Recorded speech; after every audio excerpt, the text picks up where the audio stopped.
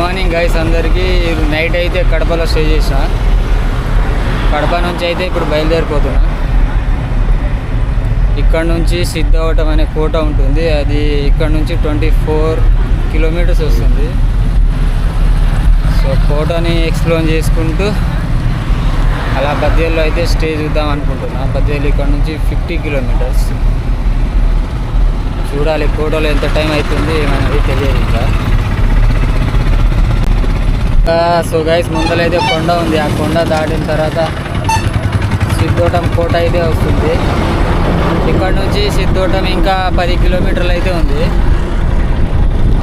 చూడాలి 10 కిలోమీటర్లు వెళ్ళాలి, కొండని ఎక్కాలి.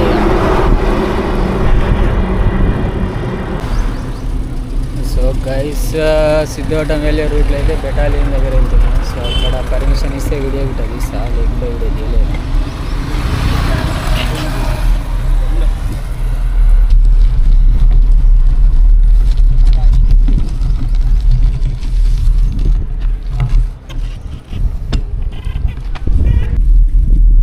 సో గైస్ మొత్తానికైతే సిద్ధవటం కోటకి అయితే వచ్చేసినాం. కోటలో ఎవరు ఉండారా తమ్ముడు? లేలే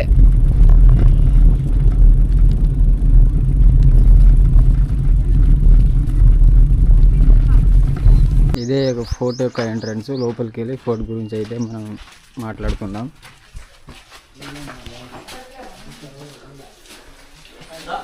ఈ సిద్ధవటం కోటను అయితే మట్టి రాజులు అయితే నిర్మించారు. సో 1303వ సంవత్సరంలో అయితే నిర్మించారు వాళ్ళు. వాళ్ళ సమాధులు వచ్చేసి ఇక్కడనే ఉన్నాయి. నేను చూపిస్తున్నా చూడండి. ఇక్కడనే వాళ్ళ సమాధులు వచ్చేసి ఇవే వాళ్ళ సమాధులు.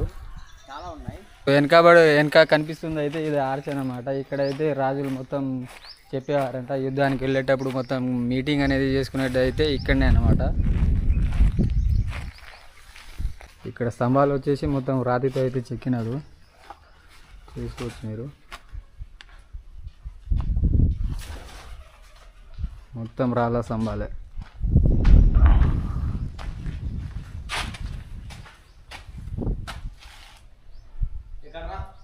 లోపలికి అయితే ఇంకా దారి ఉంది, ఇలా వెళ్ళాలన్నమాట.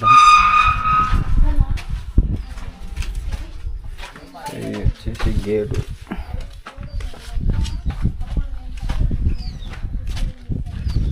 సో ఇది ముందలైతే గుంతలా కనిపిస్తుంది. ఇక మొత్తం దీంట్లో అయితే వాటర్ వేసేసి దీంట్లో ముసలిని అయితే వదిలేవారంట అప్పట్లో. సో శత్రువులు రాకుండా ఉండడానికి, శత్రువులు భయపడి పారిపోవడానికి అయితే ఇది ఉండేదంట. సో ఇది వచ్చేసి బ్యాక్ గేట్ అనమాట. ఇది కోట యొక్క బ్యాక్ గేటు. కోట మొత్తం వచ్చేసి యూ ఆకారంలో ఉంటుంది కోట మొత్తము. సో ఇక్కడ ఏదో రాసి ఉంది. సో ఈ కోట మీద అయితే అప్పటి కాలంలో రాసిరు. ఇది రాసిరు కదా. సో ఇది ఎవరైనా చదివితే మొత్తానికి కోటలో ఉన్న రాజు వాళ్ళు అయితే బహుమతిగా ఇచ్చేవారంట. అక్కడ వరకు రాసి ఉంది. మరి మీకు వస్తే మీరు రాయండి, మీరు చదవండి, కామెంట్ పెట్టండి. ఇది వచ్చేసి గుడి అన్నమాట. సిద్ధవట కోటంలో అప్పటి కాలంలో రాజులు దీన్ని నిర్మించారు కదా. సో వాళ్ళు వచ్చేసి దీంట్లోనే పూజలు చేసేవాళ్ళు. సో ఇప్పుడైతే లోపల ఎట్లాంటి విగ్రహం అయితే లేదు, మొత్తం ఇటుకలతో కట్టి ఉంది. ఇటుకలు కాదు, రాయి సంథింగ్. నేనైతే లోపలికి వెళ్ళట్లేదు. సో ఈ కోటలో అయితే శివలింగం దానంతగా అదే స్వయంగా వెలిసిందంట. మరి ఇదే కోట బ్యాక్ సైడ్ అయితే పెన్నా నది అయితే ఉంటుంది. సో ఇది వచ్చేసి ఇక్కడ నుంచి కొద్ది ముందరికి వెళ్ళినాం అనుకో, అక్కడ అయితే పెన్నా నదిని అయితే చూస్తాం మనము. సో ఇక్కడ వచ్చేసి మనకు మసీద్ కూడా కనిపిస్తుంది. ఇవ్వండి మసీదు. సో ఇక్కడ షాపులు అన్నీ కూడా ఉన్నాయి. అంటే టూరిస్ట్ వాళ్ళకి ఎవరైనా వచ్చినా కొనుక్కోవడానికి అనుకుంటా. విజయనగర రాజుల తర్వాత ఈ కోటని అయితే టిప్పు సుల్తాన్ వాళ్ళు పరిపాలించారు అనుకుంటా. అందుకే కదా ఈ మసీద్ అనేది ఉంది. ఇంతకుముందు అయితే చెప్పినా కదా ఇక్కడ కొద్ది ముందరికి వెళ్తే పెన్నా నది అయితే ఉంటుందని. సో ఇదే ఆ పెన్నా నది. సో ఈ కోట కానుకొని అయితే ఉంటుంది పెన్నా నది. దీనికి నుంచి అటు కూడా వెళ్ళొచ్చు పెన్నా నదికి. అక్కడ మనుషులు ఉన్నారు. సో అటు కూడా వెళ్ళొచ్చు మనం. సో ఇది కనిపిస్తుంది కదా, ఇందులో అయితే అప్పటి రాణులు అయితే స్నానాలు అయితే చేసేవారంట. ఇప్పుడైతే మొత్తం చెత్త చెదరంలో అయిపోయింది. సో ముందుకైతే వెళ్ళిపోతుంది. సో ఇప్పుడైతే మనం సిద్ధోటం కోటను అయితే చూసేసినాం కదా. సో ఇక్కడ నుంచి అయితే నేను వెళ్ళిపోతున్నాను. ఇక్కడ నుంచి వెళ్ళి బద్వేలు అయితే ఇక్కడ నుంచి 25 కిలోమీటర్స్ వస్తుంది. సో నైట్ వచ్చేసి అక్కడనే స్టే చేస్తున్నాం.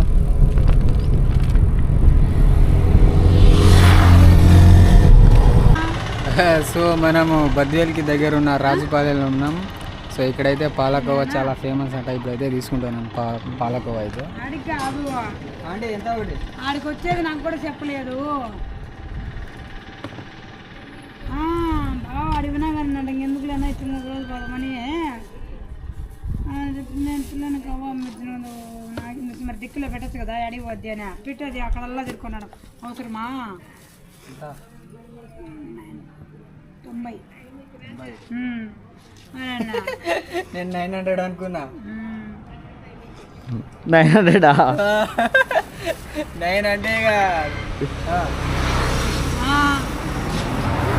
స్పూన్ తీసుకోపో.